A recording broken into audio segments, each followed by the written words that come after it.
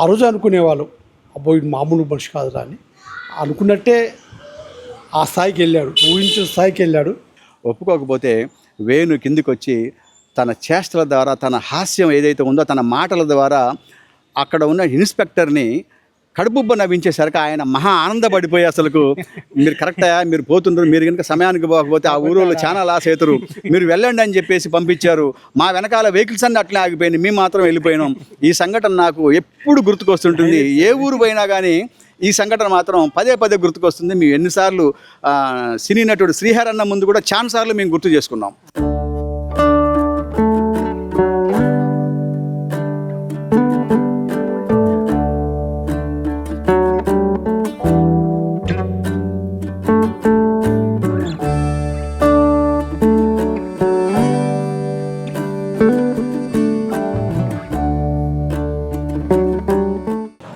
Hi, hello, నమస్తే, welcome to ఊరువాడ YouTube channel. నేను మీ ఆనందని. నేను ఈరోజు తెలంగాణ రాష్ట్రం కోదాడ అనే పట్టణంలో ఉన్నాను. ఎందుకంటే ఇక్కడ ఒక ప్రముఖ కమేడియన్ పుట్టిన ఊరు అన్నమాట. ఇది చాలా ఫేమస్, మీ అందరికి బాగా తెలుసు. మీకు ప్రత్యేకించి చెప్పవసరం లేదు. మీకు వెనక ఆ ధన్యవాదాలు పురపాలక సంఘం కోదాడ అని చూస్తే మీకు అర్థమవుతుంది. దాని పక్కనే వేణుమాధవ్ గారి బొమ్మ కూడా వేసిందనమాట. సో అంతటి ప్రముఖమైనటువంటి నటుడు ఈ కోదాడ పట్టణంలో ఆయన జన్మించడం జరిగింది. ఇక్కడే చదువుకున్నాడు. ఇక్కడ నుంచి ఆయన సినీ ప్రస్థానం అనేది ప్రారంభమైందనమాట. అంచెలంచెలుగా ఎదుగుతూ, అంటే అతను ఒక వెంట్రులాక్విజం అంటే ఒక బొమ్మతో ఆడిచ్చే ఒక మిమిక్రీ ఆర్టిస్ట్ లాగా మొదట స్టార్ట్ అయింది ఆ స్కూల్లో. ఆ తర్వాత మెల్లమెల్లగా అంచెలంచెలుగా ఎదుగుతూ సినిమా రంగంలో దాదాపుగా 450 పైగా చిత్రాల్లో నటించి మనలందరినీ అలరించాడు. సో అంతటి ప్రముఖమైన నటుడి గురించి మనం తెలుసుకోబోతున్నాం. వాళ్ళ ఇంటికి వెళ్ళి వాళ్ళ ఊరిది, వాళ్ళ ఇల్లు ఇక్కడ ఉండొచ్చు, అంటే హైదరాబాద్లో ఉంటున్నారు, కానీ వాళ్ళ పుట్టిన ఊరు ఉంది కాబట్టి, పుట్టిన ఇల్లు ఉంది కాబట్టి ఇక్కడ విషయాలు మనం తెలుసుకుందాం. వెళ్దాం పదండి. వేణుమాధవ్ గారు చదువుకున్న స్కూల్ అనమాట. చిన్నప్పుడు ఆయన ఇక్కడే ఈ స్కూల్లోనే బొమ్మతో ఆడిస్తారు కదా, వెంట్రులాక్విజం అంటారు అన్నమాట. అంటే బొమ్మతో ఆడిస్తూ మిమిక్రీ చేస్తుంటారు కదా, అది అనేది ఆ ఫస్ట్ ప్రోగ్రాం ఇక్కడే ఇవ్వడం జరిగిందన్నమాట. ఇక్కడ ఇచ్చే క్రమంలో ఇక్కడ స్కూల్కి వచ్చినటువంటి గెస్ట్లు ఉంటారు కదా, వాళ్ళు వేణుమాధవ్ గారి ఏదైతే ఆ మిమిక్రీ చేస్తున్నారో దానికి ఫిదా అయిపోయి వాళ్ళు నల్గొండలో కూడా మళ్ళా ఒక మంచి ప్రోగ్రాం కండక్ట్ చేస్తే అక్కడికి కూడా పిలవటం జరిగింది. ఆ విధంగా అతను మిమిక్రీ చేస్తూ ఒక మంచి పొజిషన్లో ఉన్నాడన్నమాట. ఆ విధంగా హైదరాబాద్ వెళ్ళటం జరిగింది. అక్కడి నుంచి సినిమాల్లో మొట్టమొదటి సినిమా సాంప్రదాయం 1996లో ఎస్వి కృష్ణారెడ్డి గారి దర్శకత్వంలో వచ్చినటువంటి సినిమాలో అవకాశం అనేది రావడం జరిగిందనమాట. సో అక్కడి నుంచి మనం చెప్పవసరం లేదు. వేణుమాధవ్ గారి కామెడీ అనేది ఎంత బాగుంటుందో. అసలు మాట్లాడితే అతను ఒక డైలాగ్ చెప్పాలంటే నల్ల తాచు లెక్క నాకి చంపేస్తుంది అంటాడు. అలాంటి డైలాగులు అనమాట. ఒక సినిమా కాదు, 2 సినిమాలు, దాదాపు 450 పైగా ఆ చిత్రాల్లో ఆ కామెడీతో రోల్స్తో మనందరినీ కూడా అలరించారు అనమాట. సో మనకు బాగా తెలుసు ఆయన పవన్ కళ్యాణ్ గారితో మంచి సన్నిహిత్యం ఉంది. ఆ తర్వాత ఆయన తీసిన పవన్ కళ్యాణ్ గారితో తొలి ప్రేమ కానీ, ఆ తర్వాత తమ్ముడు కానీ, ఎన్నో చిత్రాలు, బంగారం కానీ, ఇలాంటి చిత్రాలు అన్నీ కూడా ఆయనతో చేస్తుండేవాళ్ళు. ఒకటేమిటి, చాలా రకాల చిత్రాలు. మనకు రీసెంట్గా మనం చూస్తే దర్శక ధీరుడు రాజమౌళి దర్శకత్వంలో వచ్చినటువంటి సై సినిమాలో ఎలా ఉంటుందో చెప్పవలసిన లేదనమాట. ఎంతో కామెడీగా ఉంటుంది. ఆ తర్వాత ఛత్రపతిలో కూడా అసలు ఉండేది ఇంత అనమాట. బిల్డప్ మాత్రం ప్రభాస్తో పోల్చుకుంటూ ఉంటాడు, ఇట్లా ఊహించుకుంటూ. అంటే ఆ శ్రీయ కోసం వీళ్ళిద్దరు నేను లవ్ చేస్తున్నాను, వాడేవడరా ప్రభాస్ అన్నట్టుగా ఉండేదన్నమాట ఆ సినిమాలో. ఒకటే చాలా సినిమాలు అనమాట ఇలాంటి, ఎన్నో చిత్రాలు అనమాట. లక్ష్మీలో అయితే అవుట్ స్టాండింగ్ లక్ష్మి అనే సినిమాలో మామూలుగా కాదు అసలు. ఆ సినిమాలో కామెడీకి ఆయనకి నంది అవార్డు కూడా రావడం జరిగింది. సో వేణుమాధవ్ ఉంటే చాలా, అది అసలు కిక్ అనమాట. సో మరొక చిత్రం సింహాద్రిలో అయితే అసలు ఎలా ఉంటుందన్నమాట. అక్కడ కేరళలో ఆ వైద్యశాలలో ఉండి ఒక అవిటివాడిగా యాక్ట్ చేస్తూ అతను పండించినటువంటి హాస్యం అనేది చాలా చక్కగా ఉంటుంది. ఆ సింహాద్రిలో ఆ విధంగా ఉంటుందన్నమాట. ఇంకా అల్లు అర్జున్ సినిమాల్లో కూడా చాలా చిత్రాల్లో ఉన్నాడు. పూరి జగన్నాథ్ చిత్రం పోకిరిలో అయితే ఇంకా అవుట్ స్టాండింగ్ అనమాట. ఒకటి కాదనమాట, ఆయనకి ఏ రోల్ ఇచ్చినా సరే తన కామెడీతో ఆ పంచులతో అదరగొట్టేవాడు అనమాట. సో అలాంటి నటుడు చదువుకున్నటువంటి స్కూలు ఇదనమాట. అతను స్కూల్ ఇక్కడే చదువుకున్నాడు. ఈ తర్వాత మనం ఆ ఇంటిని కూడా, ఆయన చిన్నప్పుడు ఉన్న ఇంటిని కూడా మనం చూపిద్దాం. వెళ్దాం పదండి. సో ఫ్రెండ్స్, మొత్తానికి మనం కోదాడ పట్టణం రావడం జరిగింది. ఇక్కడ KRR degree college, KRR junior కాలేజీలో సార్ వెంకటేశ్వరరావు గారు తెలుగు పండిత్ ఉన్నారన్నమాట. సారు వేణుమాధవ్ గారి క్లాస్మేట్. సో మరిన్ని విషయాలు సార్ మాటల్లో మనం తెలుసుకుందాం. సార్ నమస్కారం. సార్ నమస్తే అండి. సార్, మీకు వేణుమాధవ్ గారితో ఉన్న అనుబంధం గురించి రెండు మాటలు చెప్పండి సార్. వేణుమాధవ్ గారితో ఉన్నటువంటి అనుబంధం గురించి చెప్పాలంటే దాదాపు కొన్ని రోజుల తరబడి చెప్పినా సరిపోదు. ముఖ్యంగా వేణుమాధవ్ నవ్వుల గని. నవ్వడం ఒక భోగం, నవ్వించడం ఒక యోగం, నవ్వలేకపోవడం ఒక రోగమని జంజాల అన్నారు. అది నిజం చేస్తూ అలసినటువంటి ముఖాలపైన చిరునవ్వులను విరబూయించడం కోసం వెండి తెరపై వికసించినటువంటి కోదాడ పుష్పం వేణుమాధవ్. వేణుమాధవ్ చిన్నప్పటి నుంచే ఒక తనదైనటువంటి శైలిలో ఆడుతూ పాడుతూ ఏ వ్యక్తి అయినా సరే ఎదుట తను చేసేటువంటి చేష్టలు ఏవైతే ఉన్నాయో వాటినన్నింటినీ నిశితంగా పరిశీలిస్తూ గమనిస్తూ వారిని వెంటనే అనుకరించి అందరినీ కడుపుబ్బ నవ్వించేటువంటి వాడు.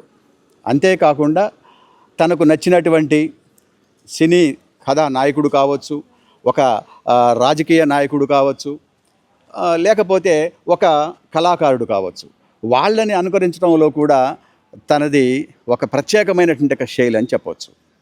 ముఖ్యంగా స్కూల్లో చదువుతున్నప్పుడే తను కొన్ని ప్రత్యేకమైనటువంటి రూపకాలను తనే రూపొందించుకొని స్కూల్లో జరిగేటువంటి అనేక కార్యక్రమాలు ఏవైతే ఉన్నాయో ఆ కార్యక్రమాల్లో ఒక హాస్యాన్ని పండించి పాఠాలు చెప్పేటువంటి ఉపాధ్యాయులను, తన తోటి విద్యార్థులను అందరిని కూడా కడుపుబ్బ నవ్వించేటువంటి వాడు.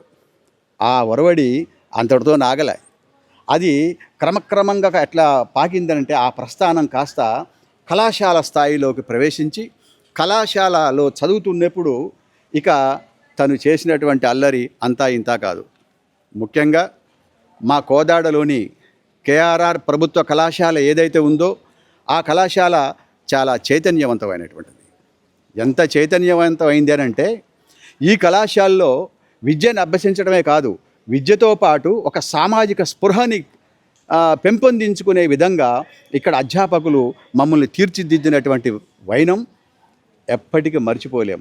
ఈరోజు నేను ఒక లెక్చరర్గా స్థిరపడడానికి, ఒక కళాకారునిగా, ఒక రచయితగా, రకరకాలైనటువంటి కార్యక్రమ నిర్వాహకునిగా ఈరోజు నేను ప్రస్థానం కొనసాగిస్తున్నానంటే ఈ మట్టి, ఈ గాలి, ఇది నాకు పెట్టినటువంటి భిక్షే. అట్లనే వేణుమాధవ్ కూడా ఇదిగో ఇలా చూడండి, అక్కడ కనిపిస్తున్నటువంటి వేదిక ఏదైతే ఉందో ఆ వేదిక మీదనే వేణుమాధవ్ కొన్ని వందల ప్రదర్శనలు చేసి కేఆర్ఆర్ కళాశాలలో ఉన్నటువంటి విద్యార్థులను, అధ్యాపకులను అద్భుతంగా ఆకట్టుకోవటమే కాకుండా ఒక కొత్త ఒరవడిని సృష్టించాడు.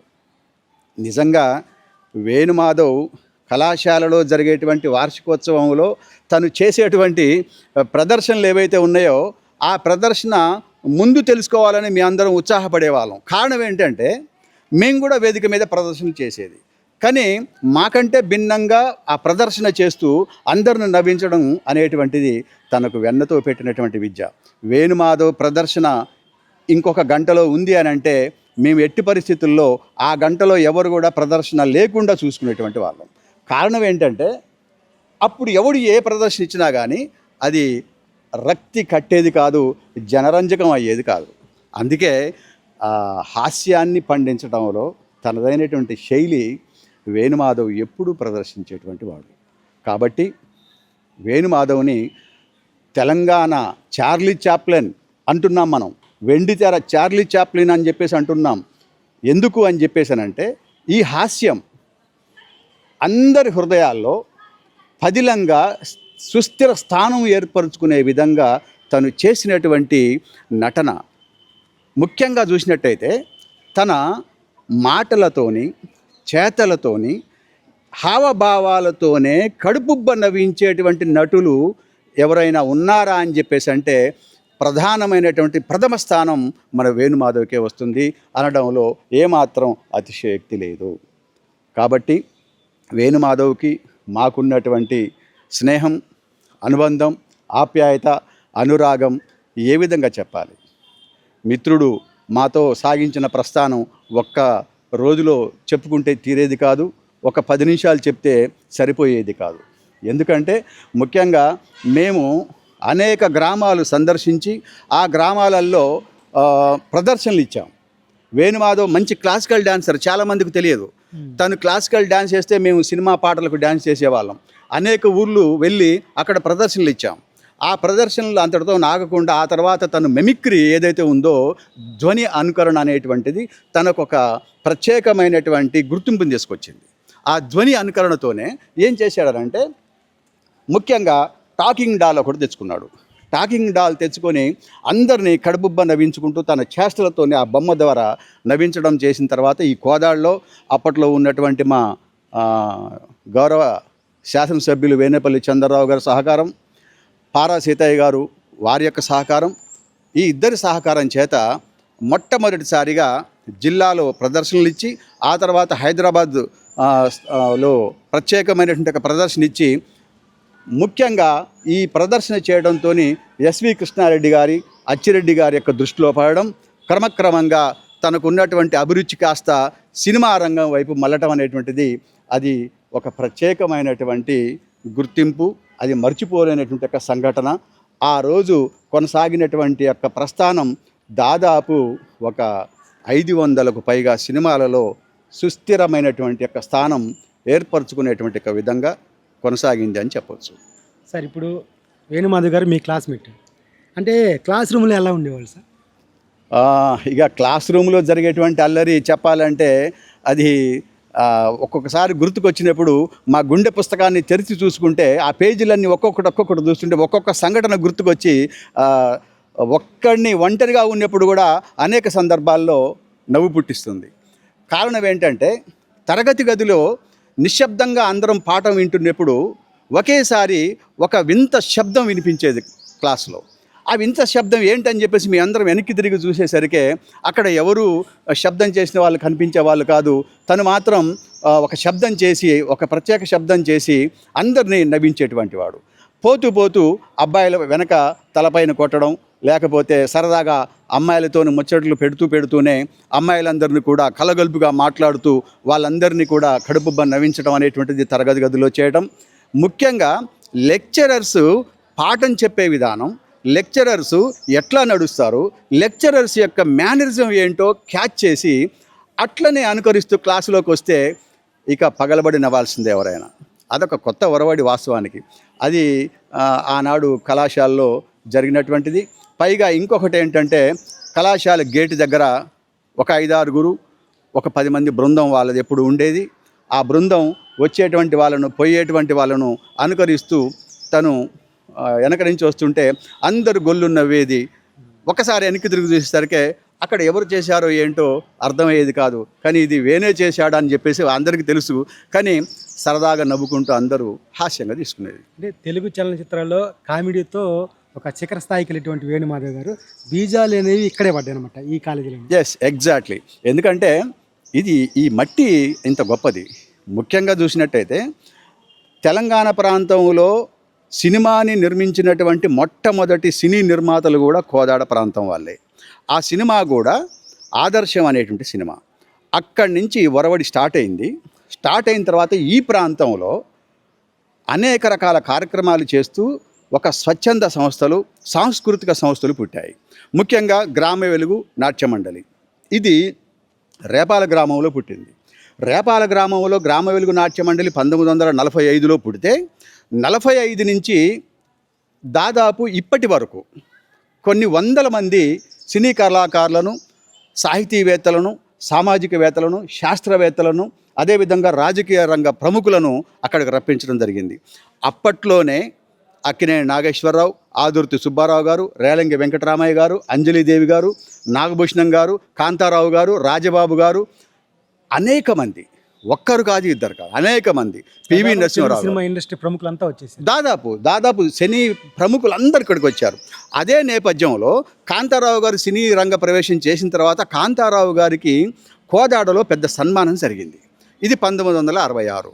1966లో సన్మానం జరిగినప్పుడు కోదాడ చిన్న గ్రామం. ఆ చిన్న గ్రామానికి అప్పట్లోనే 50,000 మంది ప్రజలు వస్తే, ప్రేక్షకులు వస్తే, ఇక్కడికి వచ్చినటువంటి నటులు ఎవరనంటే కైకాల సత్యనారాయణ, వాణిశ్రీ, అదేవిధంగా చూసినట్టయితే దేవదాసు సినిమా ప్రొడ్యూసర్స్, తర్వాత రాజసులోచన, వాణిశ్రీ, వీళ్ళందరూ ఇక్కడికి వచ్చి ఆనాడు ఆ సభలో పాల్గొనటం, సినిమా యాక్టర్లను చాలా దగ్గరగా చూసేటువంటి అవకాశం. కాంతారావు గారు సినిమా రంగంలో ప్రవేశించిన తర్వాత సినిమా రంగానికి మా కోదాడ ప్రాంతానికి విడదీరానటువంటి అవినాభావ సంబంధం ఉందని చెప్పేసి చెప్పొచ్చు. అప్పటి నుంచే ఈ సినీ వాసన ఉంది కాబట్టి, ఆ తర్వాత తనలో ఒక ప్రత్యేకత ఉంది కాబట్టి, వేణుమాధవ్లో ఈ కళ ఉంది కాబట్టి తను కూడా బ్రహ్మాండంగా రాణించగలిగాడు. సార్, ఇప్పుడు వేణుమాధవ్ గారు వెంట్రులాక్విజం అని చెప్పేసి బొమ్మను తెచ్చి ఆడిచ్చేవారు అన్నారు కదా, అది ఆ మొదట స్టార్ట్ అయింది ఈ కాలేజీలో ఈ స్టేజ్ మీద సార్? ఈ కాలేజీలో ఈ స్టేజ్ మీద తను ప్రదర్శన చేశాడు. తర్వాత హై స్కూల్ గ్రౌండ్స్లో ప్రదర్శన చేశాడు.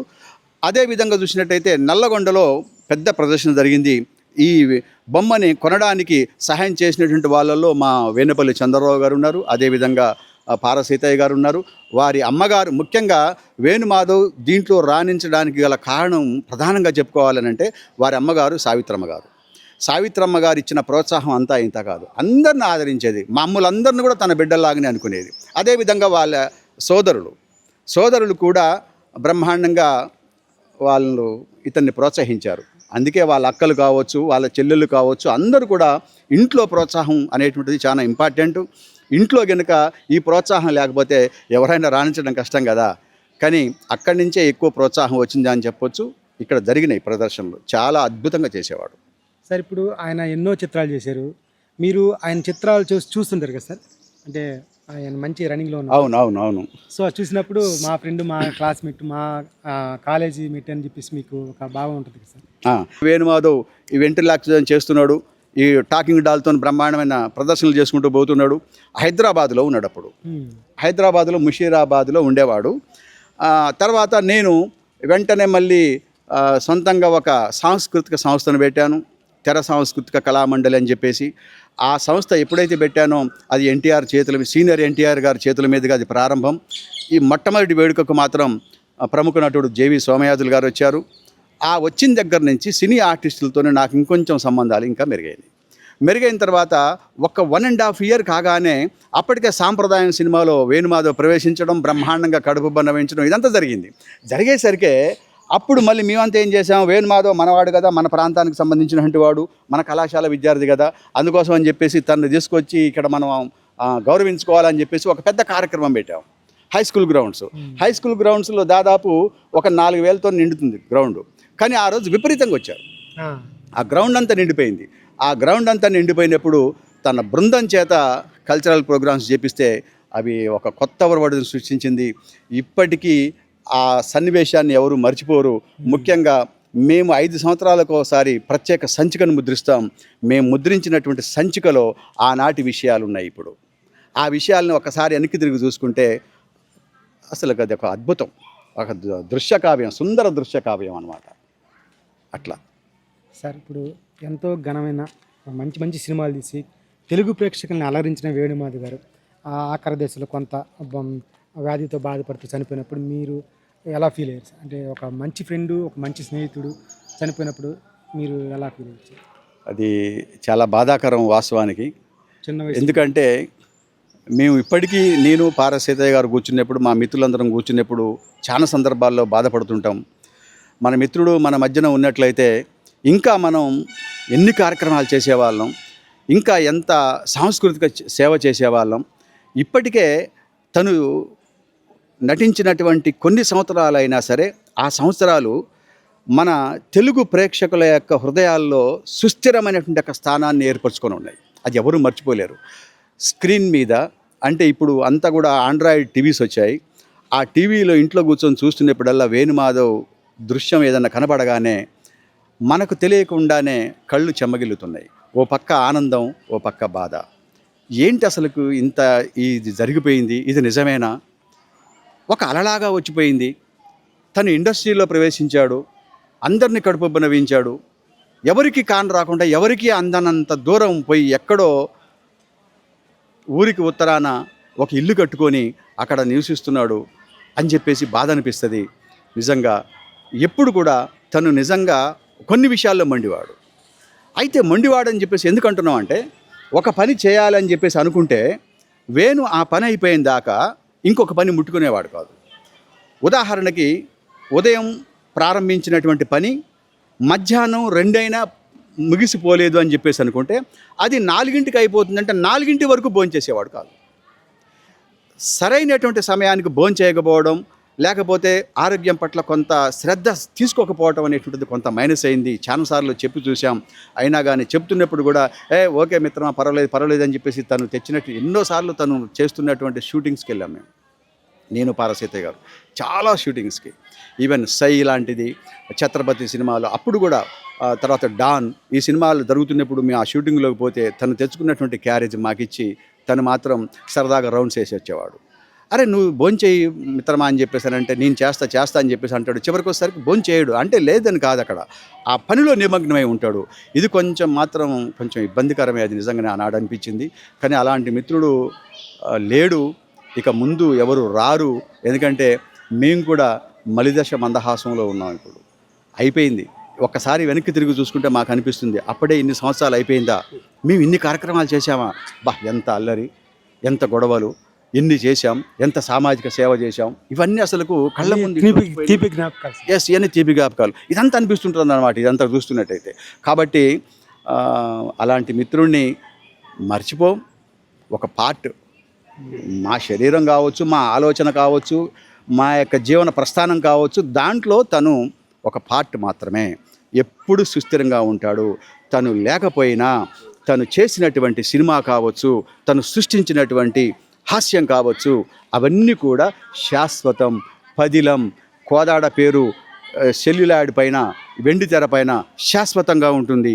అంతేకాకుండా ముఖ్యంగా హాస్యం బతికినన్ని రోజులు వేణు బతుకుతాడు. ఫ్రెండ్స్ చూశారు కదా, సారు వేణుమాధవ్ గారి గురించి చెప్తూ ఒకంత భావోద్వేగానికి లోనయ్యారన్నమాట. ఎందుకంటే ఆయనతో తిరిగి ఆయన ఫ్రెండ్స్ ప్లస్ ఒక క్లాస్మేట్, ఈ కోదాడ వాసులు వీళ్ళంతా కూడా ఈ కేఆర్ఆర్ డిగ్రీ కాలేజీలో చదువుకున్న వాళ్ళు కాబట్టి ఈ మట్టి వాసన, ఈ ఊరు వాసన, ఈ ఇక్కడున్న కల్చరల్, ఈ సాంస్కృతం అనేది వీళ్ళందరికీ వాళ్ళ నరనారాల్లో ఉంది. సో అలాంటి నటుడు, అలాంటి స్నేహితుడు ఎంతో ఎత్తుకు ఎదిగి చనిపోవటం అనేది బాధాకరం అని చెప్పేసి సార్ మాటల్లో మనం విన్నాం. ఒక సంఘటన ఒకటి మా గుర్తు చేసుకోవాలి, మర్చిపోలేని సంఘటన ఒకటి. మేము ఒక గ్రామంలో ఒక ప్రోగ్రాం ఒప్పుకున్నాం. ఇది 1987లో ఆ బోదలబండ గ్రామానికి మేమంతా వెళ్తుంటే మాకు సరైనటువంటి వెహికల్ దొరకపోవడం వల్ల ఒక ట్రాక్టర్లో వెళ్తున్నాం అందరం. అది ప్రోగ్రాం వచ్చేసి సాయంత్రం 6 గంటలకు ప్రోగ్రాం స్టార్ట్ కావాలి, మేము 5 గంటలకు మేకప్ వేసుకోవాలి. అక్కడికి వెళ్తున్నాం. సరిగ్గా ఇక్కడికి అంటే ఖమ్మం రూట్లో నేలకొండపల్లి అని చెప్పేసి ఒక గ్రామం ఉండే. ఆ నేలకొండపల్లి యువతలకు పోగానే బ్రేక్ ఇన్స్పెక్టర్ ఆపాడు. మేము పోతున్నటువంటి ట్రాక్టర్కి ఆ కాగితాలు కానీ, అతను నడిపేటువంటి డ్రైవర్కి లైసెన్స్ కానీ ఏదీ లేదు. ఆపేశాడు, మమ్మల్ని అందరం దింపాడు. మాకు ప్రోగ్రామ్ టైం అవుతుంది, మేము అక్కడికి పోవాలి, మేకప్ చేసుకోవాలి, తర్వాత ప్రోగ్రామ్ ఇవ్వాలి. ఎట్లా ఏం చేయాలని చెప్పేసి ఒకటే ఆదుర్తా పడుతుంటే అక్కడ ఉన్నటువంటి ఇన్స్పెక్టర్ గారు ఎవరైతే ఉన్నారో వారు దిగి పోవడానికి వీలేదు, మీరు ఎవరు అని చెప్పి, సార్ మేము ఆర్టిస్టులం సార్, ఇట్లా ఇది వెళ్తున్నాం అని చెప్పేసి అంటే అతను ఒప్పుకోకపోతే వేణు కిందికి వచ్చి తన చేష్టల ద్వారా, తన హాస్యం ఏదైతే ఉందో తన మాటల ద్వారా అక్కడ ఉన్న ఇన్స్పెక్టర్ని కడుపుబ్బ నవ్వించేసరికి ఆయన మహా ఆనందపడిపోయి అసలుకు, మీరు కరెక్టా, మీరు పోతుండ్రు, మీరు కనుక సమయానికి పోకపోతే ఆ ఊరిలో చాలా లాస్ అవుతారు, మీరు వెళ్ళండి అని చెప్పేసి పంపించారు. మా వెనకాల వెహికల్స్ అన్నీ అట్లే ఆగిపోయినాయి, మేము మాత్రం వెళ్ళిపోయినాం. ఈ సంఘటన నాకు ఎప్పుడు గుర్తుకొస్తుంటుంది. ఏ ఊరు పోయినా కానీ ఈ సంఘటన మాత్రం పదే పదే గుర్తుకొస్తుంది. మేము ఎన్నిసార్లు సినీ నటుడు శ్రీహర్ అన్న ముందు కూడా చాలాసార్లు మేము గుర్తు చేసుకున్నాం. చాలాసార్లు గుర్తు చేసుకున్నప్పుడు అరే ఈ సంఘటన మీకు కాదు జరగటం మాకు కూడా జరిగింది అని చెప్పేసి ఆయన కూడా సరదాగా చెప్పేవాడు. ఇది సో శ్రీహరి గారితో కూడా చాలా అన్నమాట, మామూలు కాదనమాట. వేణుకి ఎవరైతే పరిచయం ఉన్నారో మాకు అందరితో పరిచయం వేణు చేయించేవాడు.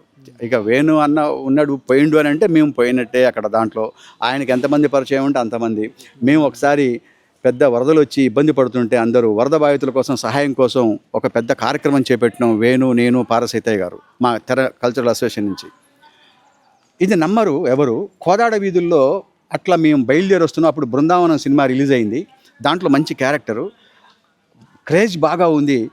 రోడ్ల వెంట వస్తుంటే వేలాది మంది జనం బయటకు వచ్చి టకా టకా అని చెప్పేసి ఆ ఫండ్స్ ఇచ్చారు. దాదాపు 4 లక్షలు 2 గంటల్లో కలెక్ట్ అయినాయి. 4 లక్షల రూపాయలు కలెక్ట్ అయితే ఈ 4 లక్షల రూపాయలు తీసుకొని హైదరాబాద్ పోయి సార్ మేము ఫండ్ ఇవ్వాలనుకుంటున్నాం అని అంటే సెక్రటరీకి ఇద్దాం అనుకున్నాం, వాస్తవానికి చీఫ్ సెక్రటరీ గారికి. కానీ వెంటనే ఈ విషయం ఎట్లా తెలిసిందో ఏమో, సీఎం అప్పుడు రోషయ్య గారు ఉన్నారు. రోషయ్య గారు వెంటనే వేణుమాధవ్కి స్పెషల్ అపాయింట్మెంట్ ఇవ్వండి అని చెప్పేసి అపాయింట్మెంట్ ఇచ్చి మమ్మల్ని అందరిని అక్కడ పిలిస్తే మేము డైరెక్ట్గా కలిసేటువంటి అవకాశం వేణు ద్వారా వచ్చింది. డైరెక్ట్గా సీఎం గారి దగ్గరికి పోయినప్పుడు మాతో పాటు నటుడు శివాజీ గారు కూడా వచ్చి, శివాజీ గారే ఆ రోజు మా అందరికి భోజనాలు ఏర్పాటు చేశారు. మరి వారిద్దరి మధ్య ఉన్న అనుబంధం కూడా చాలా గొప్పది. శివాజీకును వేణుమాధవ్ కూడా చాలా గొప్ప అనుబంధం. మాకు కూడా కలవగానే ఆనాటి జ్ఞాపకాలు గుర్తు చేసుకొని అందరూ మౌనం వహించి ఒకంత బాధకు లోను కావటం అది సహజం. ఇది ఎవరు పొడ్చలేం. అందుకేసే మీ ఛానల్ వాళ్ళు కొన్ని రోజుల తరబడి ఎపిసోడ్ వేసినా కానీ ఇట్లాంటి సంఘటనలు చెప్తూ పోతుంటే నిజంగా ఎప్పటికప్పుడు ఒక కొత్త పుస్తకం తయారవుతుంటుంది. అంతే, అనేకం నేర్చుకోవచ్చు. ఈ సంఘటనలు చెప్తుంటే కొత్తగా పుట్టుకొస్తాయి. ఇంకొకటి చిన్నది, నేను కాకతీయ యూనివర్సిటీ స్టూడెంట్ని. కాకతీయ యూనివర్సిటీలో చదువుతున్నప్పుడు కల్చరల్ ఇన్ఛార్జ్ అక్కడ కూడా. మేము ఆంధ్ర యూనివర్సిటీకి కాంపిటీషన్ వెళ్ళాము. కాంపిటీషన్ వెళ్తున్నప్పుడు అక్కడ ఒక జానపద గేయం పాడాలి. మేము పాడదాం అనుకున్నటువంటి జానపద గేయం ఆల్రెడీ కరీంనగర్ వాళ్ళు పాడేశారు. ఇక మాకు ఛాన్స్ లేదు. అరే మళ్ళీ మేము రెండోసారి ఎట్ట పాడాలని చెప్పేసి అర్థం కాకపోతే అప్పుడు ఏం చేయాలో అర్థం కాలేదు. ల్యాండ్ ఫోన్స్ ఉన్నాయి అప్పుడు వేణుకి ల్యాండ్ ఫోన్ ద్వారా చేసి, బ్రదర్ ఈ పరిస్థితి అయింది, మాది ఏం చేయాలో అర్థం కావట్లేదు, వెనక్కి వచ్చేస్తున్నాం అంటే, ఎందుకన్నా భలే పని చేస్తున్నారు మీరు కొత్త పాట పాడండి అన్నాడు. ఏం పాట పాడాలో అర్థం లేదు, ఏం లేదు మా కాడ అంటే, ఏం అవసరం లేదు నీకు 1 ట్రైన్లు వస్తాయా అన్నాడు. అంటే 1 ట్రైన్లు ఎందుకు రావా, మాకు ఎన్నైనా వస్తాయి అంటే, 100 వస్తాయా అన్నాడు. 200 వస్తాయా అన్నాడు. ఎన్నైనా చెప్పొచ్చు కదా అంటే, 1-2 కాంచి తీసుకుని పాట పాడండి అన్నాడు. ఎట్లా పాడాలి అన్నాడు. మీ దగ్గర కాంగో డ్రమ్స్ ఉన్నాయి కదా, తబలా ఉంది కదా. ఇంకొకటి, తబలా, డప్పు, మృదంగం వేణుమాధవ్ వాయించినట్టు ఎవ్వరు వాయించలేరు. అద్భుతంగా వాయిస్తాడు. అద్భుతం. మన వెంకీ సినిమాలో చూశారు కదా,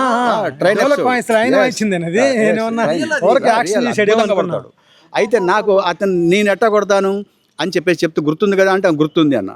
అది పెట్టేసి మీరు అదే పాడండి అన్నాడు. ఏం పాడాలి అన్నాడు. మామ పాట ఉంది కదా, దానికి 1-2 అంకెలు ఇవ్వన్నాడు. ఎట్ట చెప్పు అన్న. చెప్పాడు.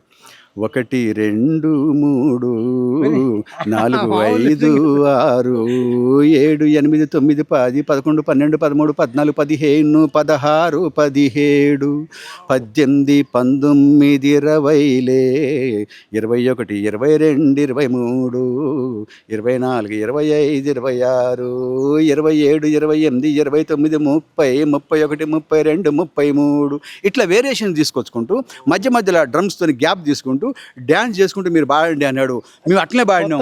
పాడితే అక్కడ ఉన్నటువంటి కల్చరల్ ఇన్ఛార్జ్ వాళ్ళు ఏం చేశారనంటే, డైరెక్ట్గా వచ్చి వాస్తవానికి 3 ప్రైజులే ఉన్నాయి కానీ మేము స్పెషల్ ప్రైజ్ డిక్లేర్ చేస్తున్నాం దీనికి అని చెప్పేసి. ఇది ఇట్లా క్రియేటివిటీ చాలా అద్భుతంగా ఉంటాయి. అందుకే తను నటించిన సినిమాల్లో కూడా స్క్రిప్ట్ రైటర్ ఏదైతే రాస్తాడో దానికి భిన్నంగా తను సొంతంగా రాసుకునేటువంటి అది అయిపోతుంది అని అంటే దాన్ని ఎక్స్టెండ్ చేసేవాళ్ళు.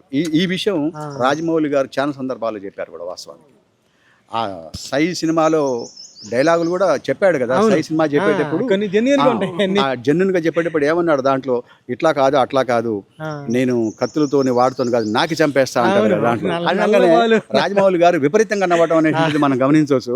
అసలు ఎవడైనా దాంతో చంపుతాడు దీంతో చంపుతాడు అంటారు, నువ్వేంటా నాకు చంపుతాడు అని. అట్లా అది ఒక మర్చిపోలేనటువంటి ఒక సంఘటన, అదొక ప్రత్యేకం. దాన్ని ఇట్లా ఎంత అయినా చెప్పుకోవచ్చు. సో మీ ఛానల్ వారికి, అదేవిధంగా ఇంకా ఇప్పటికీ భౌతికంగా మన మధ్య వేణుమాధవ్ లేకపోయినప్పటికీ కూడా వేణుమాధవ్ సంబంధించినటువంటి తీపి జ్ఞాపకాలను హాస్యం ద్వారా చూసుకొని గుండెల్లో పదిలంగా పెట్టుకున్నటువంటి ఈ తెలుగు ప్రేక్షకులకు కూడా ఈ సందర్భంగా నమస్కారాలు చెప్పుకోవాలి.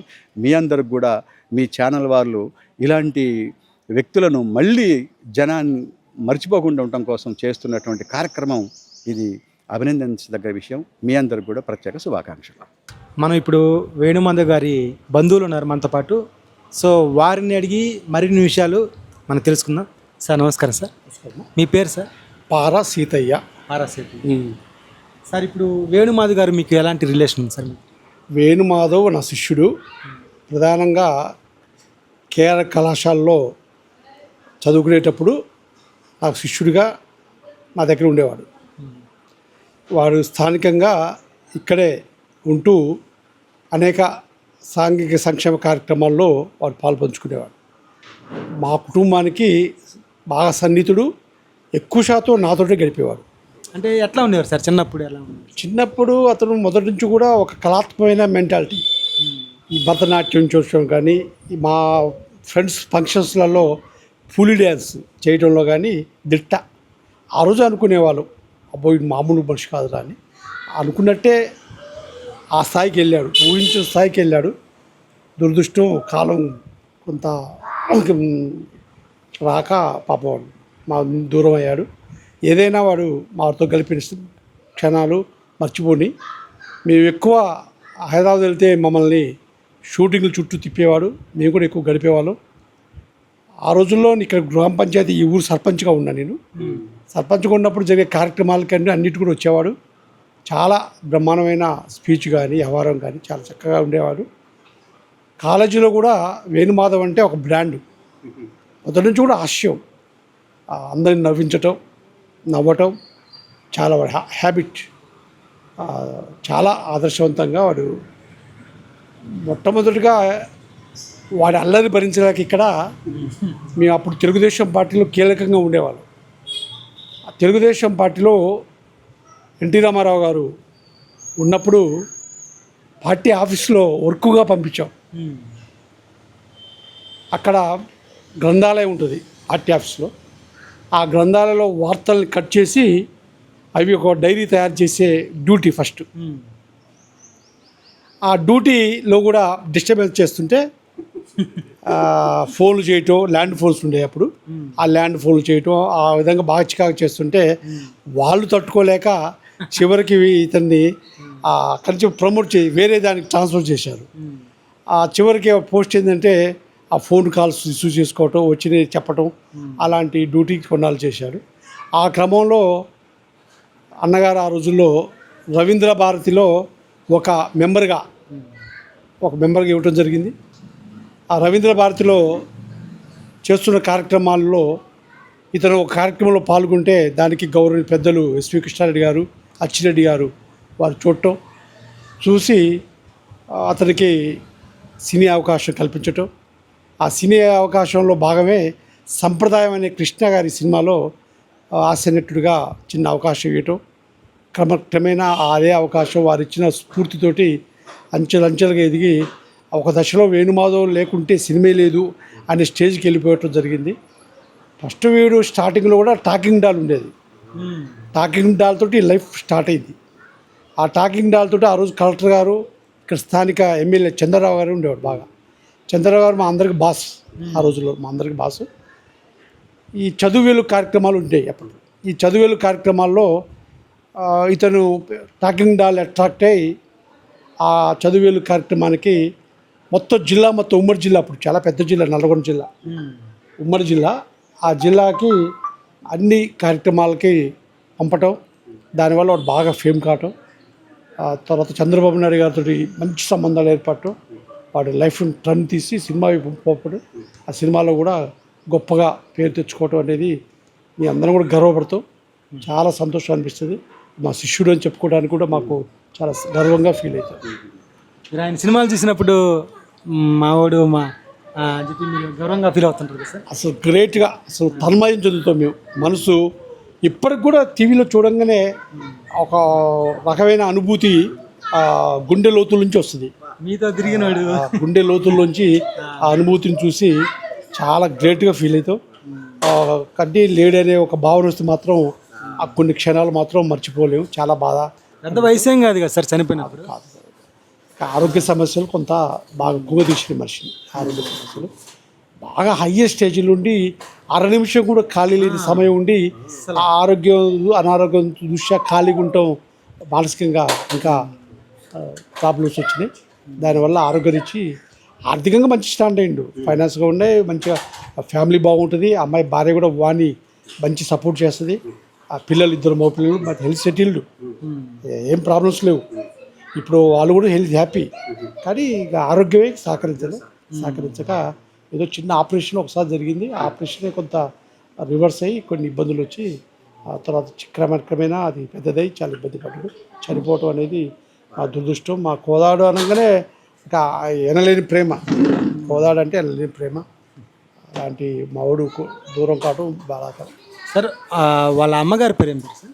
సావిత్రమ్మ గారు ఉన్నారు సార్ ఇప్పుడు? ఉన్నారు. వాళ్ళ నాన్నగారు నాయర్ గారు అని కేరళ టెలిఫోన్ ఎక్స్చేంజ్ దాంట్లో జాబ్ కోదాట్లో. ఆ జాబ్ రీత్యా అతను చనిపోయారు. అతను లేరు. వాళ్ళ అమ్మగారు ఇప్పుడు ఉన్నారు, సావిత్రమ్మ గారు. సో అప్పుడు రేరుగా వస్తుండేవాళ్ళు సార్ అప్పుడప్పుడు కోదాడ? ఏది కార్యక్రమం ఇక్కడ వచ్చేస్తాడు. రేరు కూడా కాదు. మా ఇళ్ళలో ఫంక్షన్స్ ఉన్నా అందులో మీ ఇద్దరు బాగా క్లోజ్ అంట కదా సార్? రోజు కాదు అసలు. వాడు అసలు మా ఫ్యామిలీ మెంబర్. వాడింటికి నేను రెగ్యులర్గా హైదరాబాద్ పోవాల్సిందే. ఏదైనా చిన్న కార్యక్రమాలు, పండుగలు, పబ్బాలు ఉంటే రావాల్సిందే. ఇక్కడే ఉంటాడు. మా ఇంట్లోనే ఉండేవాడు. మా ఇంట్లోనే ఉంటాడు. ధన్యవాదాలు సార్, మంచి ఇన్ఫర్మేషన్. Thank you. చాలా హ్యాపీ. మీకు కూడా చాలా సంతోషం. మా వాడిని గుర్తు చేసుకునే అవకాశం కలిగించినందుకు చాలా సంతోషం. వాడు పుట్టి పెరిగింది మొత్తం ఇక్కడే పెరిగింది. విద్యాభ్యాసం ఇక్కడే, ఇంటర్మీడియట్ ఇక్కడే, డిగ్రీ ఇక్కడే. కాలేజీలన్నీ మొత్తం మా కాలేజీ కల్చర్ కాలేజీ మొత్తం వాడికి. సో ఇక్కడ చూడండి, మనకి వీళ్ళు స్థానికులు అనమాట. ఈ ఏరియాలో ఉండేవాళ్ళు. మనకి వేణుమాధవ్ చిన్నప్పుడు ఎక్కడైతే ఉన్నారో ఆ కాలేజీలో చదివేటప్పుడు లేకపోతే స్కూల్ చదివేటప్పుడు ఎక్కడైతే చిన్నతనంలో ఉన్నారో ఆ ఇల్లు అనమాట. ఇది మనకి వాళ్ళు చూపించారు. సో ఇది అనమాట మనకి చూపించిన ఇల్లు. సో ఈ ప్రాంతంలో చిన్నప్పుడు ఉండేసి ఇక్కడే పుట్టి పెరిగి ఆయన ఈ కోదాడలోనే ఒక మంచి మిమిక్రీ ఆర్టిస్ట్గా ఆ తర్వాత సినిమాల్లోకి వెళ్ళడం జరిగిందనమాట. నిజంగా చాలా గ్రేట్ అనమాట. సో ఇదనమాట ఇల్లు. సో మొత్తం మీద ఫ్రెండ్స్, ఇది ఈరోజు వీడియో. ఈ వీడియో మీకు నచ్చినట్లయితే లైక్ చేయండి, షేర్ చేయండి, సబ్స్క్రైబ్ చేయండి. వీక్షించిన మీ అందరికీ ధన్యవాదాలు తెలుపుకుంటూ ముగిస్తున్నాను.